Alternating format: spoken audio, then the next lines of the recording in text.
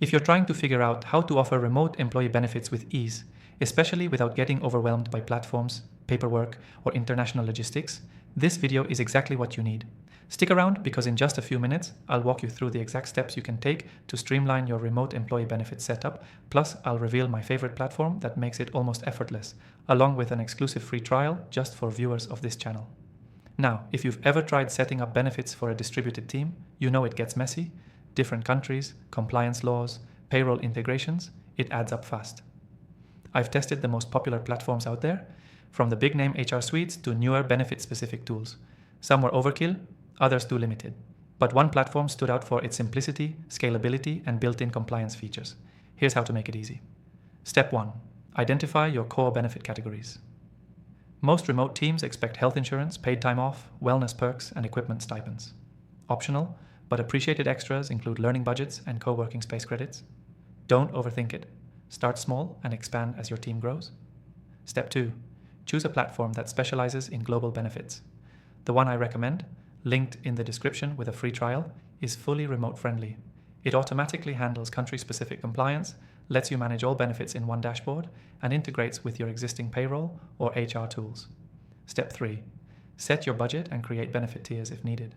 You can offer a base set of benefits to all employees and additional perks for longer tenured or senior roles. The tool I use lets you assign benefits based on role or location automatically. Step 4. Communicate clearly with your team. Once everything is set up, make sure your employees know how to enroll, use, and track their benefits. Most good platforms include an employee portal so your team can manage everything themselves. No back and forth emails needed. Step 5. Review and optimize regularly. Use platform analytics to see which benefits are used most, which ones aren't, and where you're getting the most ROI. This makes your benefits package more useful and cost efficient over time. The platform I mentioned earlier is the one I've stuck with because it actually saves time, simplifies the process, and helps remote teams feel supported no matter where they live.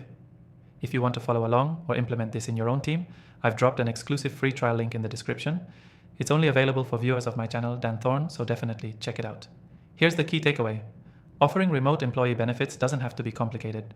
If you use the right tool and start with a clear structure, you'll not only save time, you'll build a more loyal and engaged team. Quick recap.